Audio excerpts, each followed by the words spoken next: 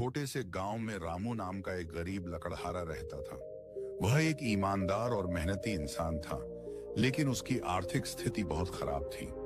हर दिन वह सुबह जल्दी उठकर जंगल जाता, लकड़ियां काटता और फिर उन्हें बाजार में बेचकर किसी तरह अपना गुजारा करता। रामू का घर बहुत साधारण था, मिट्टी की दीवारें और घास फूस की छत। उसकी पत्नी मीरा एक समझदार और सहनशील महिला थी, जो मुश्किल परिस्थितियों में भी रामू का साथ देती थी।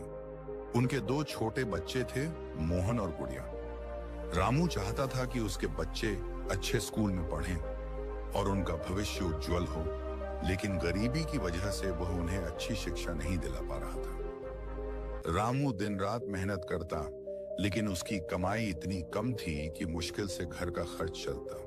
हर दिन उसे जंगल में जाकर लकड़ियां काटनी पड़ती थी, फिर उन्हें सिर पर रखकर बाजार तक ले जाना पड़ता था। यह काम बहुत कठिन था और उम्र बढ़ने के साथ उसका शरीर भी कमजोर होने लगा था। एक दिन जब वह बाजार में लकड़ियां बेचने गया, तो वहां के एक व्यापारी ने उसकी लकड़ियों के बदले बहुत कम पैसे दिए।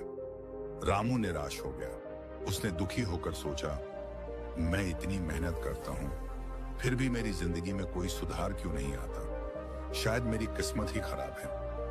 घर लौटते समय वह बहुत उदास था। रास्ते में उसे गांव के एक बुजुर्ग महात्मा जी मिले। वे बहुत ज्ञानी और अनुभवी व्यक्ति थे और गांव के लोग उनकी बहुत इज्जत करते थे। महात्मा जी ने रामू को उदास देखकर पूछा, क्या हुआ बेटा, इतने दुखी क्यों हो? रामू ने अपना पूरा दुखड़ा सुना दिया। उसने कहा, बाबा जी, मैं दिन रात मेहनत करता हूं, लेकिन फिर भी मेरी गरीबी दूर नहीं होती। मेरी किस्मत ही खराब है। महात्मा जी मुस्कुराए और बोले, बेटा, तुम्हारी समस्या मेहनत की नहीं बल्कि सोच की है। सिर्फ मेहनत करने से ही कुछ नहीं होता, बल्कि सही दिशा में मेहनत करना जरूरी होता है। अगर तुम अपनी सोच बदलोगे और चीजों को नए तरीके से देखने की कोशिश करोगे, तो तुम्हें सफलता जरूर मिलेगी। रामू ने आश्चर्य से पूछा, पर बाबा जी, मैं और क्या कर सकता हूं? मेरे पास तो सिर्फ लकड़ियां काटने का हुनर है। महात्मा जी ने कहा, हुनर कोई छोटा या बड़ा नहीं होता। असली फर्क यह पड़ता है कि तुम अपने हुनर का उपयोग कैसे करते हो। अगर तुम अपनी लकड़ियों को ऐसे ही बेचते रहोगे, तो तुम्हें कम दाम ही मिलेंगे, लेकिन अगर तुम उनमें कुछ नया जोड़ दोगे, तो तुम्हें उनका मूल्य भी ज्यादा मिलेगा। रामू इस बात को ठीक से समझ नहीं पाया, लेकिन उसने महात्मा जी की सलाह मानने का फैसला किया। अगले दिन से रामू ने अपनी सोच को बदलने की कोशिश की। उसने सोचा, अगर मैं लकड़ियां काटकर सीधे बाजार में बेचता हूं, तो मुझे बहुत कम पैसे मिलते हैं, लेकिन अगर मैं इन लकड़ियों से कुछ उपयोगी चीजें बनाऊं, तो शायद उनकी कीमत बढ़ सकती है। रामू ने अपने पुराने औजारों को देखा और लकड़ियों से छोटे छोटे खिलौने और सजावटी सामान बनाने की कोशिश की। शुरू में उसे इसमें कठिनाई हुई, लेकिन कुछ ही दिनों में वह इसमें कुशल हो गया। अब वह बाजार में सिर्फ लकड़ियां बेचने के बजाय लकड़ी के सुंदर खिलौने और हस्तशिल्प भी बेचने लगा। धीरे धीरे लोगों को उसके बनाए सामान पसंद आने लगे। गांव के बच्चे उसके लकड़ी के खिलौनों को बहुत पसंद करते थे और कई अमीर लोग भी उनके सुंदर डिजाइनों से प्रभावित होकर उन्हें खरीदने लगे।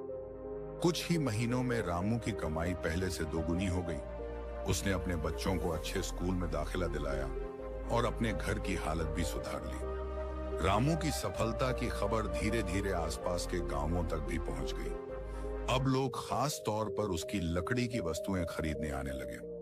उसकी पत्नी मीरा भी उसका हाथ बंटाने लगी और साथ मिलकर वे एक छोटा सा कारोबार चलाने लगे। कुछ ही सालों में रामू का कारोबार इतना बढ़ गया कि उसने गांव के कुछ और गरीब लोगों को भी अपने काम में शामिल कर लिया।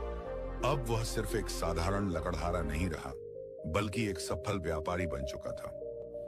एक दिन जब वह गांव में महात्मा जी से मिला, तो उसने उनके पैर छूकर कहा, बाबा जी, आपकी एक सलाह ने मेरी पूरी जिंदगी बदल दी। अगर आप मुझे सकारात्मक सोच और सही दिशा में मेहनत करने का महत्व नहीं बताते, तो शायद मैं हमेशा गरीब ही बना रहता। महात्मा जी मुस्कुराए और बोले, बेटा, जब इंसान अपनी सोच बदलता है, तो उसकी किस्मत भी बदल जाती है। यही सकारात्मक सोच की असली ताकत है। सकारात्मक सोच और सही प्रयासों से असंभव भी संभव हो सकता है।